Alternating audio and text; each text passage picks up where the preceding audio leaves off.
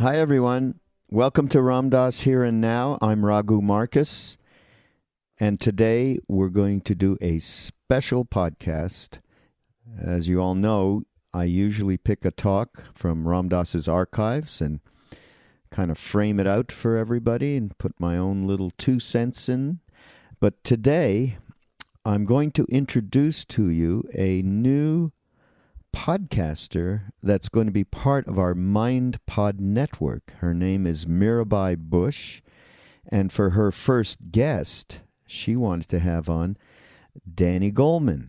And Danny and Mirabai and I were with Ram Dass back in the day, as they say, with Neem Karoli Baba and Maharaji. And I just thought it was an opportune time to just do a slight change up here. I think you're going to really enjoy this interview with Danny that Mirabai and I did. And Danny is, of course, most well known for a book he wrote called Emotional Intelligence. And he has a new book out, and I'm going to, you'll hear all about it in this interview. And Mirabai Bush is somebody who has been running an incredible organization, Contemplative Mind, and just teaching contemplative practices all around the world, all around the country. And so she is going to bring to the table some really interesting people.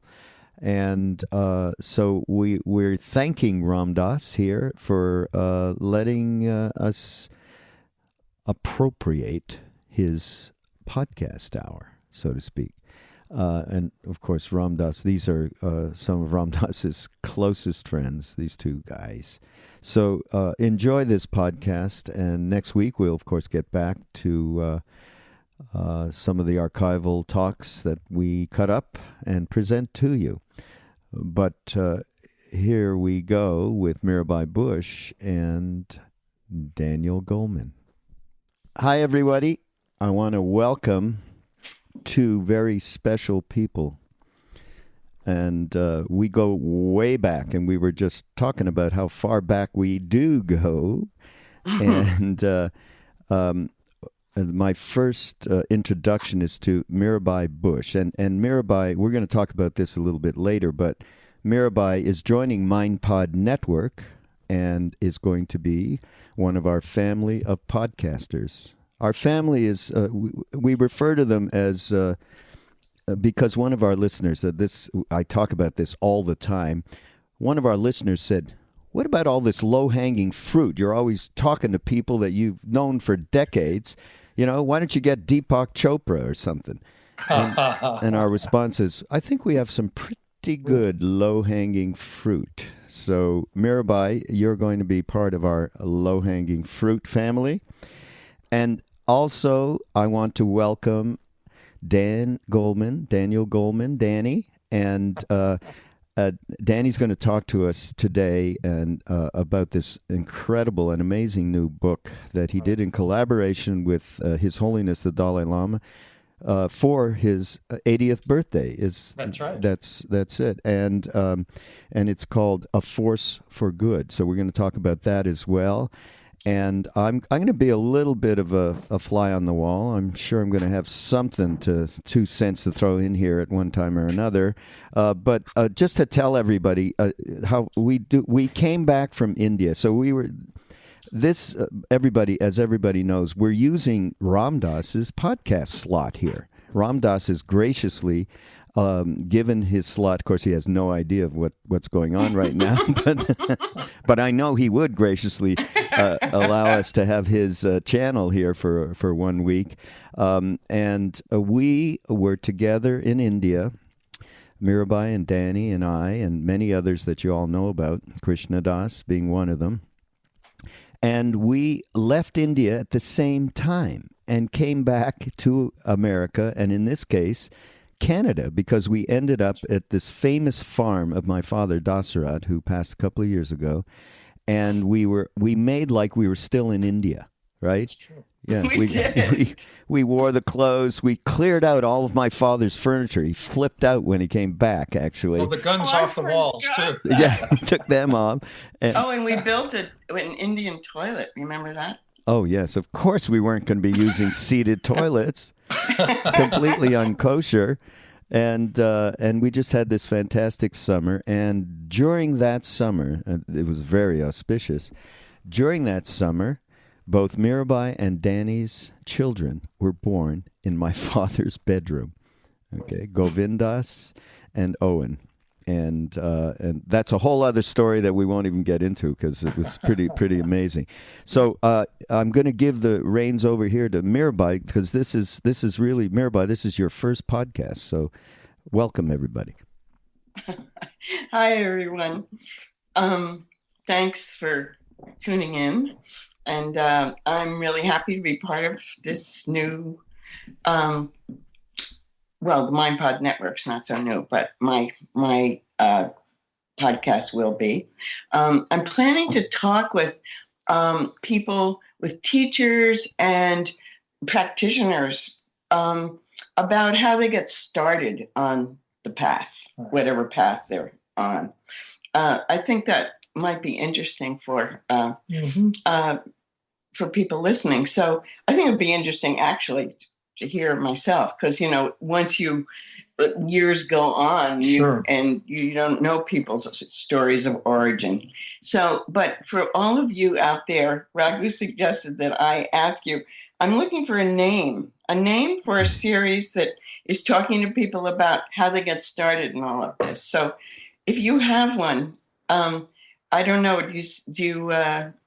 Is there a way to email or something? You just go into the comment session. That when we put this podcast up, there'll be a comment session. So everybody out there, we should have a contest or something to come up with Mirabai's podcast name. That would be fun. But at least at this time, if you have any ideas, please suggest it in the comment section on Ram Dass Here and Now on MindPod Network. Great, thanks. And today's going to be a little different because we're on Ram Dass's network. Thank you, and because Danny has just brought out this book, or I guess coming out in July. No, coming out June 23rd. June 23rd. Oh, yes, Force right for there. Good. Can you see it? Yes, perfect. Hold it up a little higher. Yeah, folks, we're videotaping this too, so you'll be able to see this on YouTube. Okay. But Force for Good. So if you are listening to the podcast, just imagine it. It's called A Force for Good, the Dalai Lama's Vision for Our World, by Daniel Goleman, the author of Emotional Intelligence, with an introduction by the Dalai Lama. And so we wanted to have this conversation today because the book's coming out, and it's really, could I say this? It's for the Dalai Lama's 80th birthday, which is next month, right? July 6th, he turns July 6th, in case you want to celebrate. So I, since I'm on this role of thinking about the beginnings of things, I realized I couldn't remember. How did you first meet His Holiness? I first met the Dalai Lama in 1984 when Bob Thurman, who was teaching at Amherst College then, invited him to the college. I just moved to the area. I'd known Bob through Tibet House, and I was already involved with some Tibetan things. I'd met him. Maybe you were there. We took a bus from Almora. Raghu, you were in Almora. Yep. Yeah. This was the summer that we were supposed to be on a retreat with Manindraji. Yep. He said, let's meet in Kosani, this remote village. Ram Dass went there and about 20 of us. Manindra never showed up. Right. And Kosani was on the road to Kenchi. And we went to see Maharaji in Kenchi one day, a few of us in a VW van. And on the way, we stopped in Almora. And there was this guy that Ram Dass knew with his beautiful wife. It was Bob and Nena Thurman. And they had this crying little 2-year-old baby girl who was Uma Thurman. Right. So I'd known Bob from India days. And when the Dalai Lama came, he introduced me. And the Dalai Lama said at the time he was very interested in science and he wanted to talk to scientists. I had just begun working as a science journalist at the New York Times. I said, maybe I can help. I started sending him articles and I started organizing meetings with scientists on different topics. And that became part of the Mind and Life Institute, which I've been involved with for a long time too. And he's one of the co-founders of that with Francisco Varela and Adam Engel. So I've known him, not like a friend that's, meet for some beers or something like that. But he recognizes me and we've had sweet meetings and I've organized a lot and moderated many meetings for him over the years. So for his 80th birthday, the people closest to him wanted a book about who he is and what his vision is for the future. And they wanted someone else to write it. One reason being he's so humble, he would never say how utterly cool he is. Yeah. And he'd never talk about the great things he's done. Which is why he's so cool. And they asked me if I would do it. Of course, I was honored to do it. So what was the process like? Because I know you kind of did it with him. I mean, it's under your name, but sure. I know it was a process. Well, I said, of course, I can't write this book without interviewing him. And they said, sure. However, he's very hard to book. So they suggested, well, maybe you could come to talk to him for 2 hours in New Delhi in August. Yeah. Which is like going into an oven. New Delhi in August. Oh, my God. A sauna, a dust-filled sauna. So I said, of course, I'll do it. And they changed their minds, and it ended up being in Italy in July, which was better. And we spent several hours, and really in 3 places, in depth. He outlined the most beautiful vision going forward. It starts with working on ourselves, getting our inner turmoil and inner life under control, destructive emotions lower, and so on, embracing an ethic of compassion, and then acting.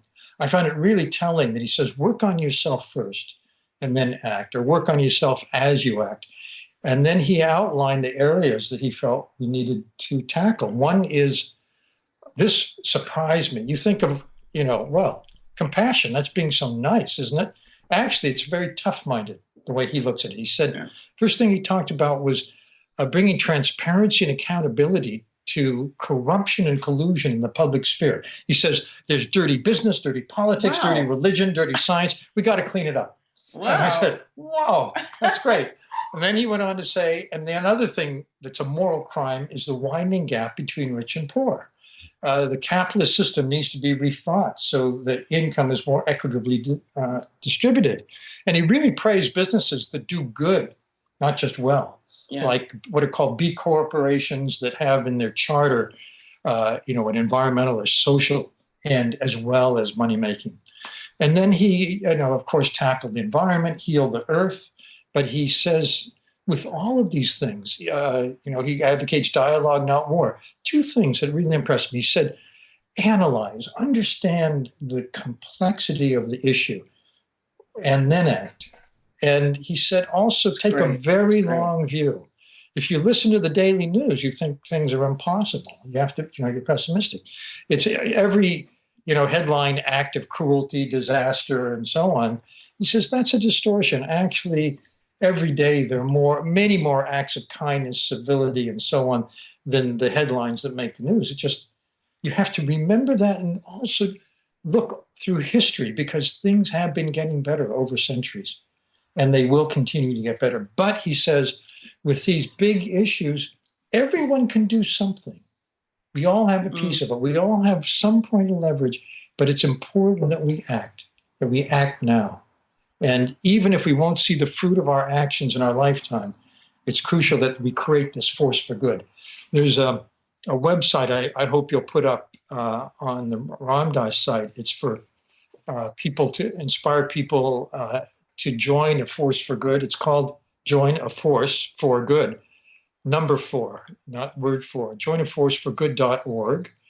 And one of the things it does is invite people not just to do something to help the world, whether it's a small thing, giving some food to that, cooking some meals for that old lady down the street, that elderly woman who can't take care of herself, or doing something for Oxfam, whatever it may be, Seva, but let people know about it. Share what you're doing. And there's a place to do that, to let people know they're not alone, because we do these acts in isolation. It's hard to make visible this force. Danny, join a force for good and then the number 4.org? No. The for good is a number 4. Oh, the for good is a number 4. Okay. Join a force for good. Forgood.org. Okay. Everybody out there, we're going to make this available on MindPod Network and ramdas.org for all of you. So, this is something I'm really great to hear from you, because this is stuff that we want to absolutely connect with everything that we're doing. That's so great. Yeah. It's so wonderful. Can I just want to throw something in here. Can you just talk to us a little bit, outside of the practicalities of the book and the line of thought of the book? Sure. Just talk to us about hanging out with His Holiness, just the person to person, just anecdotes or whatever, because very few people, although it is true that in any situation that you are with His Holiness, you completely feel one-on-one with Him. He has that incredible ability, of course, to do that. But tell us a little bit, Danny. Well, it's telling that the Tibetan word for the Dalai Lama isn't Dalai Lama. It's Kundun, which means presence, being in the presence. You have this feeling. And it, Raghu and Mirabai, you'll remember being with Maharaji was totally being in the presence of a great being. And there's some similarities. I've never met anyone quite like Maharaji, but I've always been on the lookout for people who are in the same general zone. Yeah. I'd say the Dalai Lama is definitely one of those beings. He's totally selfless. He's really present, more present than we can be, is how I experience. And he likes to laugh. He likes to joke around, and he treats everyone the same. I remember I shadowed him for writing the book on one of his trips to America, and in British Columbia. He had a meeting with 20 CEOs in Vancouver, closed meeting, and they're very intimate. They had hired a photographer to, capture that session. And he's taking pictures all over. At one point, he's down on the floor by the Dalai Lama with his camera pointed up, taking pictures. The Dalai Lama stops, looks at him. He's very amused. He laughs. He says, "Why don't you just take a nap while you're down there?" And then at the end of the session, the photographer poses everybody for a kind of formal picture with the CEOs. And as that's breaking up, the Dalai Lama says to the photographer, "Hey, come over here." And he hugs him close and takes a picture with him. That's just what he's like. He loves people, and he loves everyone equally, despite all of he says we're all the same underneath. If I was like the puffed up, exalted Dalai Lama, I'd be very lonely. When I'm with anyone, I just feel we're just the same human being. All the differences are on the surface. Oh, very beautiful that way. So beautiful.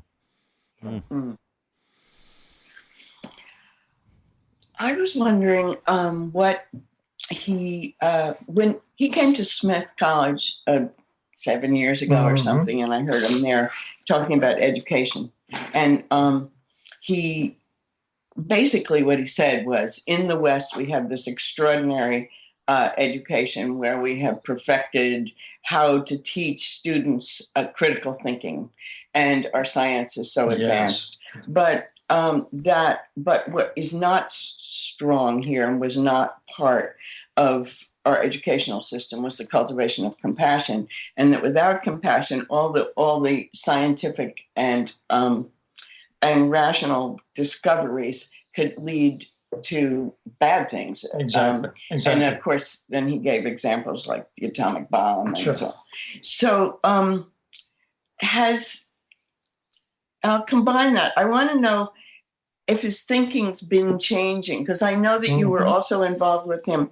I know that you were an early reader on Ethics for a New Millennium, which he did quite a long time ago. And I'm just wondering if you're seeing his thinking change over time as he's been more involved in our culture. What's very interesting to me is that he has more and more put an emphasis on young people and education.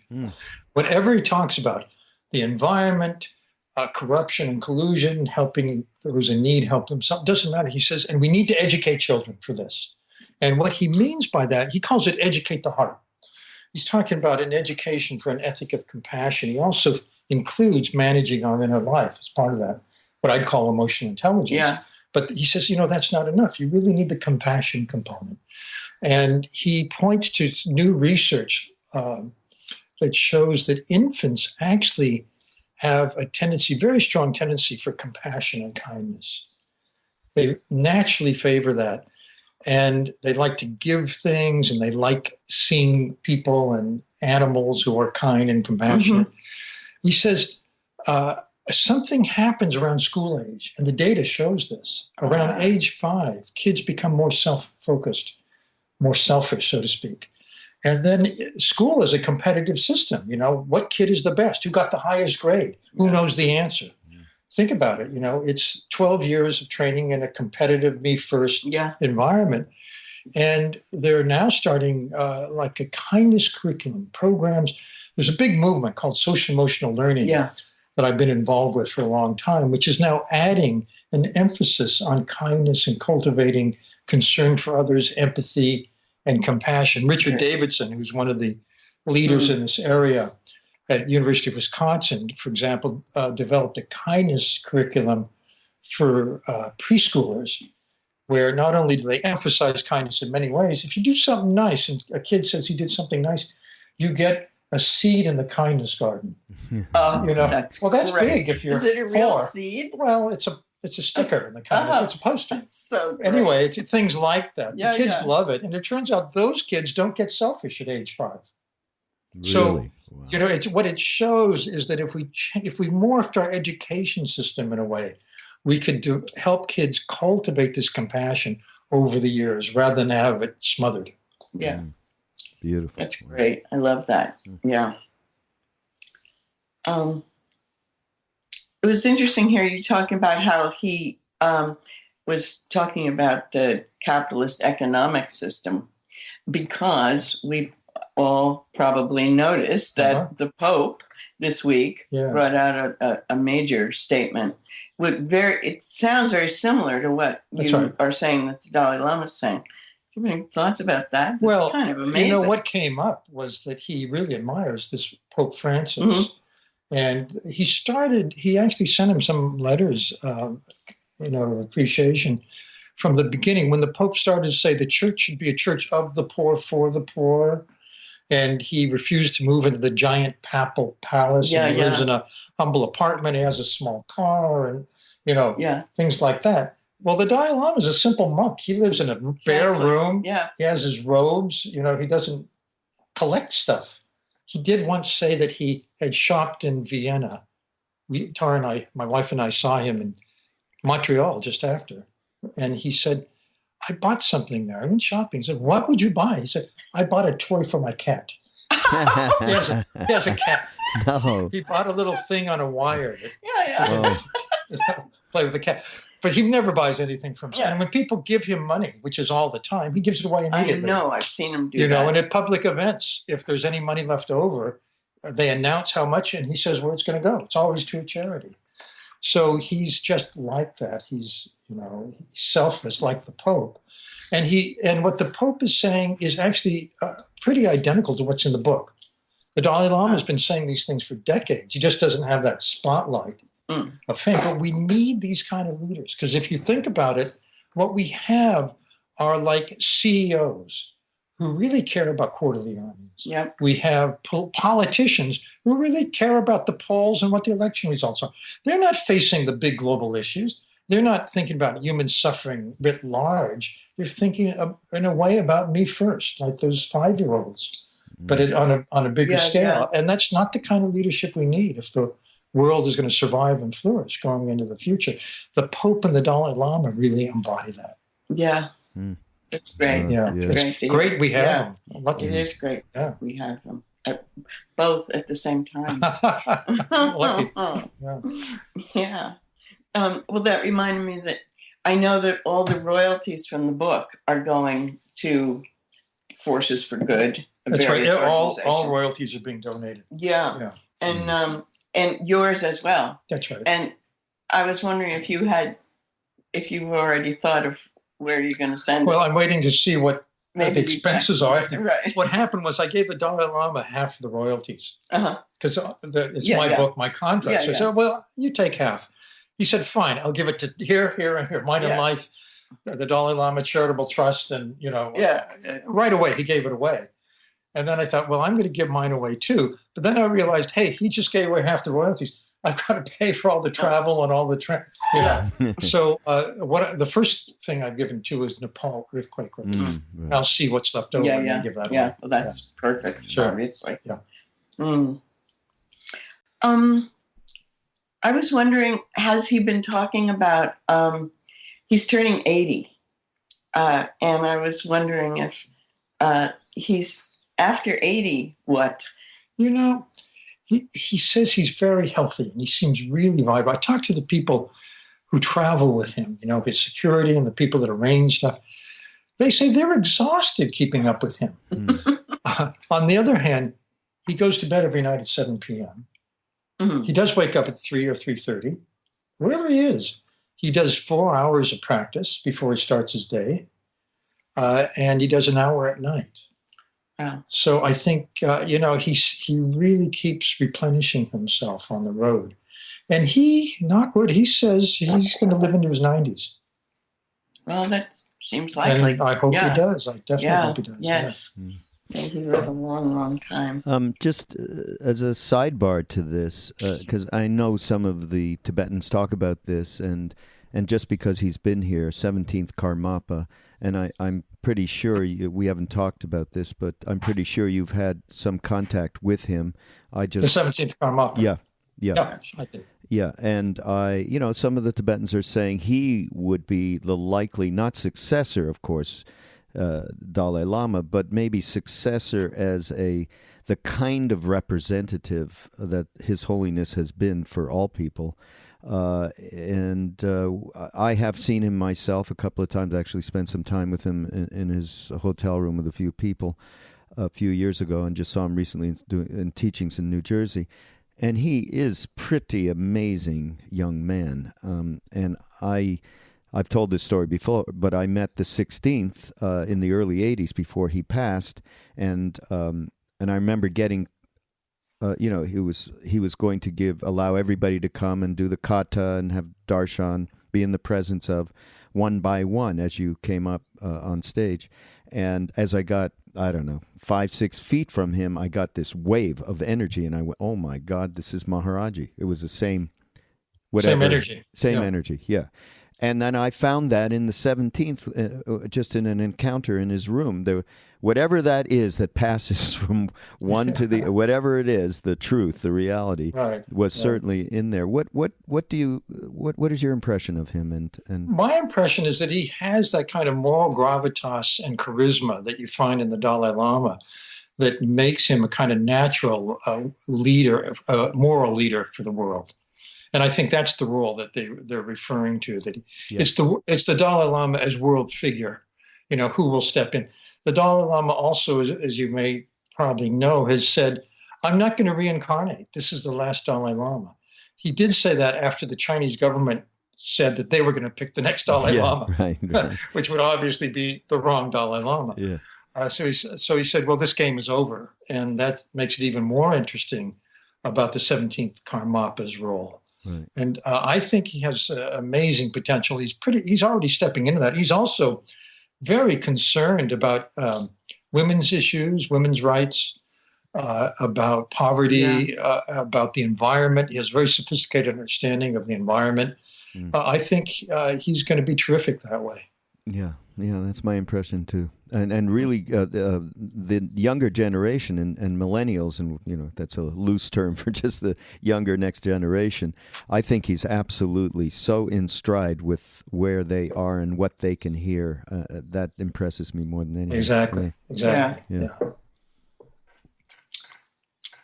Well, those are my specific questions. Is there something else in the book that you want to make sure, or that you think this audience would be interested, curious about?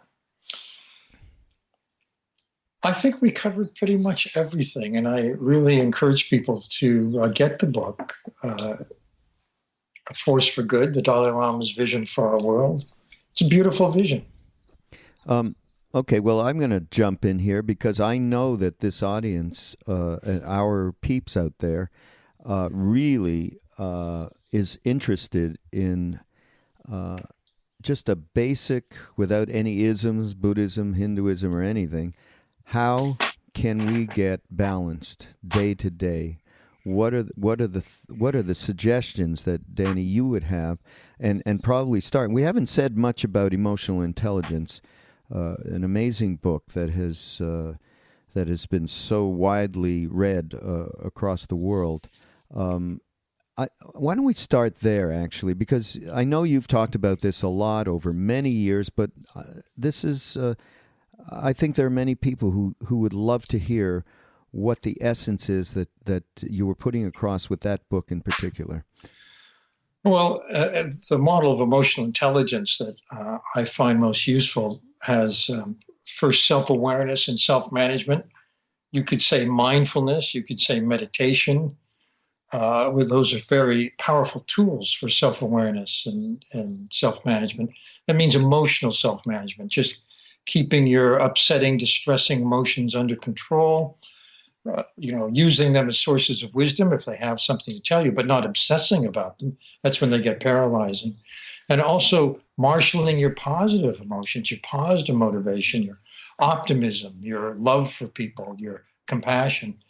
And then secondly, empathy, being aware of other people, tuning into other people, having rapport, positive relationships and interactions, leaving other people feeling better after an interaction, no matter what it might be. And putting that all together for nourishing relationships. That's really what I mean by emotional intelligence. And it has different levels. It's come into schools under what's called social emotional learning, as we're talking about. It turns out to be surprisingly popular, at least to me, in the workplace and in the leadership world, because it turns out that the bosses you love working for, who actually get the most, the best work out of a team, are the bosses who are emotionally intelligent. Think about the worst boss you ever knew. What can you say bad words here? Oh, go ahead. Oh, yeah, you can go for it. I'll just say some son of a bitch. Oh, that's not bad enough. Yeah. You know what I mean. Anyway, that person is not emotionally intelligent. If you think about what made them so bad, I've done this around the world with all kinds of groups. Tell me about the best boss you ever had and the worst boss you ever knew. And it's always like the best boss just describes emotional intelligence, and the worst boss is the opposite of that. And, that it surprised me, but it's very powerful. There's also a spiritual dimension to those four domains. One, self-awareness, self-reflection, and delving deeply into your core being is the essence of spiritual practice. And then putting that into effect in managing yourself, your own life, self-discipline, right living, whatever the term may be. And then empathy, which is the basis for compassion. And then operating with skillful means in the world because of all that. Those are all a spiritual level of the same thing. And so let's suggest to people out there who are saying, well, okay, I'm just starting to get some idea that I am not my thoughts. What's the next steps that I can take to get more self-aware? What are some practical skills that I can learn to do that? Well, if you already understand that you're not my thoughts, and you throw in that I'm also not my feelings, I'm not my social identity, I'm not my I or my me or my mine, I think you made a lot of progress already. However, if you want to continue to remember that's the trick, is to remember it when you're, acting or when you're, going through life. And that's where practice helps. That's where meditation helps. I mean, I should mention, by the way, the Dalai Lama in A Force for Good, it's not a Buddhist book. It's a science-based book. And, I was with Maharaji, and I've done a lot of Buddhist meditation, other kinds of meditation, but I actually have a science base. And I think of these things from a scientific point of view. And we know from cognitive science that in any domain of skill, if you want to get better, you have to practice. Well, it turns out that in every spiritual tradition, they say practice is the key. And I think in a way, it doesn't matter what you practice, what brand, but that you keep at it. And you could be doing a mantra meditation, you could be doing bhakti, you could be doing service, you could be doing vipassana or mindfulness. It's great, just so you stick to that path and do the practice wholeheartedly and regularly. Because actually now we're finding it creates changes in the brain that are lasting changes. And that's the sign that you're going to be able to bring it into life. Because your sitting session, if you do a sitting session of meditation, it doesn't matter what you experience during that session. The fact is that you keep doing the practice that's the core of it, like bringing your mind back to the mantra or remembering to be mindful of your thoughts and not sucked into them, whatever it may be.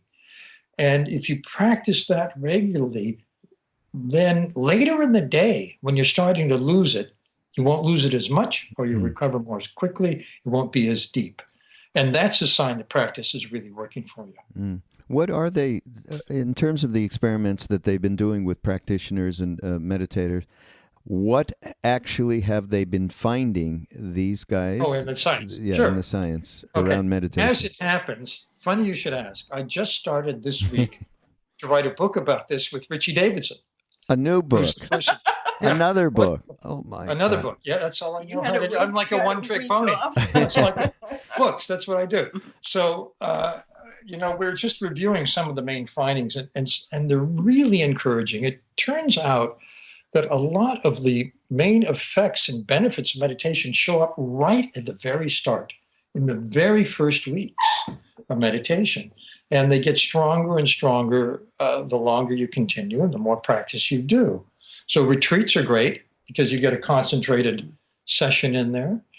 They're also finding that the brain changes as you continue in the practice. It's called neuroplasticity. It's a new understanding in science that repeating the same thing over and over changes the brain. And if you do it continually or regularly, those changes get thicker and thicker in terms of cortical connections, and they last. And we do it actually all the time for better or for worse. If you're a fan of, junk television, then your circuitry for junk television is getting thicker and thicker. If you like to think of God or do mantra or you're a bhakta, your circuitry for devotion is getting stronger and stronger and stronger. So it's for better or for worse, so we may as well choose for better. Wow, that is, I was on a podcast yesterday of a young man who's just started doing podcasts. He's kind of new to, just getting into consciousness and practice and so on. And I was giving him the practice. That's the basis from which you can have a chance for a little bit of balance and getting, the monkey mind calmed down a little bit. But this is where it's beautiful, where people who can really hear through, because they're oriented to rational or scientific mind or whatever you may have, is that over and over and over is the reason to sit there every day, not to get high, not to worry if your mind is all over the place.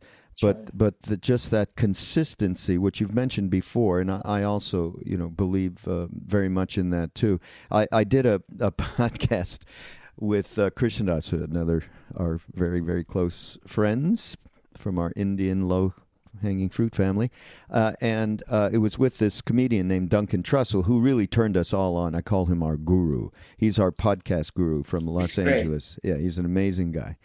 And so we were doing this podcast, and he's all deferential in the beginning with Ram Dass and Krishna Das. He's really cute. And it's talking about consciousness. And at one point, Krishnadas says, look, I've been doing this for decades. And I got to tell you, I'm still fucked up. Okay? And Duncan went, oh my God, that's the greatest thing. Thank you so much for saying that. I feel okay now. And Krishnadas said, well, the reality is that what happens over this span of time is you just are not sucked in to every whim and of your mind or your emotions, and that practice allows you to have some spaciousness between. That's beautiful. There's another way to put it. Paul Ekman, the psychologist who's very close to the Dalai Lama, actually says the definition of maturity is widening the gap between impulse and action. It's not that the impulse goes away. This is what Krishnadas is saying. Yeah. But you have time to think it over. Right. That's a great thing. What, Paul Ekman, you say? Yeah. Paul Ekman said that. Yeah. Okay. We're going to use that quote. But this, the matter of practicing the same thing over and over again is very difficult for some people to grasp. I guess the mind itself craves novelty, right? Or is it more a cultural Here's the basic move in neuroplasticity in meditation. Mm-hmm. This is research done at Emory. No matter what the specifics of the meditation, here's the general paradigm. You're focusing your mind on one thing that you choose. Mantra, mindfulness, breath, whatever it is. The mind wanders. That's the novelty seeking. The mind wanders off. The question is, do you notice that it wandered off? When do you notice, and what do you do? Yeah. So the basic rep, like in a gym, if you're building a muscle, every time you lift the weight, it strengthens that muscle just a little bit more. Every time you bring your mind back to that chosen thing, it strengthens the circuitry for that meditation and keep it there. Yeah. And it turns out that people who have been practicing for more years have stronger circuitry. So it seems that that's what's being built up. Yeah. No, that's great. Because in my experience at Google, which was probably one of the most successful coming together of everything that Danny's talking about, emotional intelligence, contemplative practices, and science. But when we taught the very first course, which Danny also helped develop, I was teaching it with Norman Fisher, who used to be the abbot at the San Francisco Zen Center. He's a great teacher. And so we had taught a full day of basically vipassana, mindfulness, sitting, walking, and mindful listening to each other. And then we had like 6 2-hour sessions a week apart coming up. So the first one's a week later, and said, well, what should we do? Well, I think we should just really get them to practice some more. Let's practice with them so that they can, help them have questions. And so, okay. So Norman starts and said, all right, just bring your awareness to your breath, closing your eyes. And no more, like maybe 2 breaths go by and a hand shoots up. Okay. What? He says, yes, what is it? He said, we learned that last week.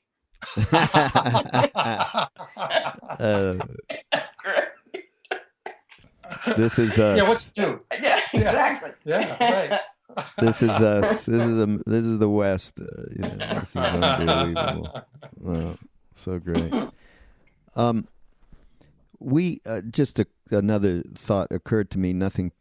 This is away from what we're talking about right now, but it occurred to me because Mirabai and I were talking just before you came, Danny, about this new book that's coming out through Love Serve Remember Foundation and HarperCollins called Love Everyone, which is all of our stories of meeting Maharaji Neem Karoli Baba, so we were just chatting about it, and I'm just starting, thinking. Here's a question to ask us is what would you say, and we'll start with you, Danny, what did you bring back? What's something that you brought back from that experience with that being that has permeated your life? Well, you have to remember that when I went to India, I'd already started my graduate training in clinical psychology at Harvard. And I was very immersed in the world of psychology. And then I went to India and met Neem Karoli Baba and Anandamayi Ma and other great beings like that who were off the map of psychology. And I realized that I had a mission. And the mission was to explain to the West that there is a larger range of human potential. And also, that is a kind of mission for my life, is to move in that direction, which is basically through practice, which I don't think I do nearly enough of. But, like KD, it's still there. It's there. It's not as strong, but still there. And for years, in various ways, I've been bringing that message to psychology. When I first came back, I wrote about this transformation of being in some what were then very obscure psychology journals. They're still obscure. And but one person who happened to read them was a guy named Richie Davidson. And that was one reason he decided to come to Harvard for his graduate studies. And Richie and I both wanted to do research on meditation for our dissertations. Mirabai, I think you were around in Cambridge in those days. And our professors thought we were nuts, basically. For one thing, Ram Dass, as Richard Alpert, and Tim Leary had both been in the very department I was still in, like 5 years before, and were tossed out. And there was this whole sense that you should just stick to the mainstream. Rich and I were desperate to change the course of that stream. I left psychology and became a journalist. Richie stayed in, and he went underground with this interest for a couple of decades. But now he's come back in full force, and there's a new field, contemplative science, as a result of a lot of what he's doing, Mind and Life Institute. And I'm helping in whatever way I can because it's the same mission. That's at the professional level. And at the personal level, I think it's the same. Mirabai?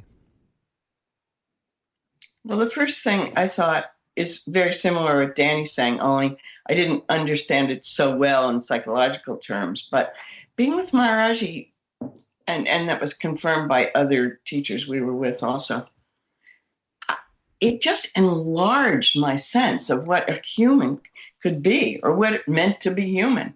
I just had such a much smaller idea of what any of us could be, and including myself, of course.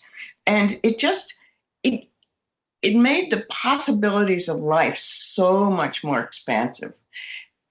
It was amazing to me. I loved that.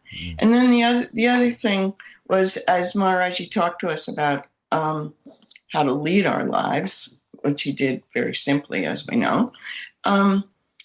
It's been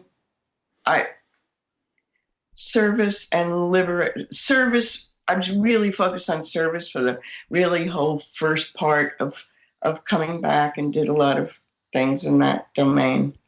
And now I still do those things, but now I'm really much more focused on the practice of liberating love for everyone. And in the beginning, it was love everyone. It was like, oh yeah, we love Maharaji, we loved each other, but these years have taught me so much about being there in love for whomever I'm with. And I've gone through many changes, and every time I think, corporate executives, can I love them? Yeah. Then the army, can I really love the army? Yeah, I really do. It just keeps going like that. I worked with those gang leaders in Chicago. I love them. So that's what it's been for me in the last number of years. Beautiful. Lovely. I'll say my little 2 cents as well. When I first met Ram Dass, one of the most powerful things for me was obviously his honesty and his love, but it was the sense of sharing. It's the fact that Maharaji said, "Do not talk about me in the West when you go back," and that's all he could do. He could not control himself, right? It was just uncontrollable. He had to share that. And then when I got to when we all met up with Maharaji in India, and I saw, okay, everything that I had felt about Ram Dass was obviously, he was just a conduit, and it was Maharaji with that giant sharing of that unconditional love. That's what it was all about.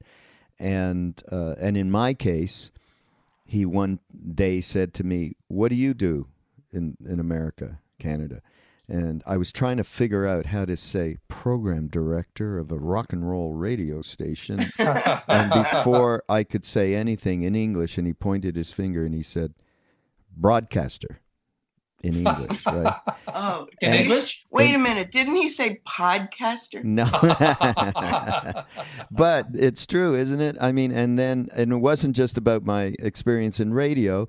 It was about, I had this impulse to be in media and share this stuff all these years, and look where we are now, and look what we're doing now, each of us really on the same exact page, and with that little puppet master, playing with us in that way. So, hey, this has been fantastic. We're at the end of our sponsors. It doesn't allow us more than this time. If we had a sponsor, of course, it would be even better. But so great. And pick up. So, Danny, the book is ready to be ordered. On when is it out? What day? It is. No, it's out June 23rd. June 23rd. Okay, so But you can order it anytime. And there's an audio. If you like to listen to books, the audio is available from More Than Sound. More Than Sound. One word. More Than .net. Sound. morethansound.net. And everybody, we're going to put that up there. And I know that Danny's son Hanuman, who we love so much, is very much a part of that. We have to give him a kudo. And Mirabai, Yeah. you have a lot more to come, and everybody's Mirabai's going to be interviewing other incredible How did I people. do? You did great. You're wonderful. You're a Easy natural. beginning. And you're going to be able to read all of our stories in Love Everyone coming this fall, folks. And, of course, you'll hear a lot more about that as we go along. And go to mindpodnetwork.com, and you get to hear not just, of course, Ram Dass and Krishna Das and Lama Surya Das and Jack Kornfield and Sharon Salzberg. See? It's just Tara Brock. It's incredible what's available there. So thank you, guys. And we'll see you all next time around. And it'll be the Mirabai Bush something hour. Okay, help us out there. Thank you, Raghu. Thank you. Thank you. This podcast is brought to you by the Love Serve Remember Foundation and ramdas.org. We appreciate you listening, and we appreciate all the support that you've given us.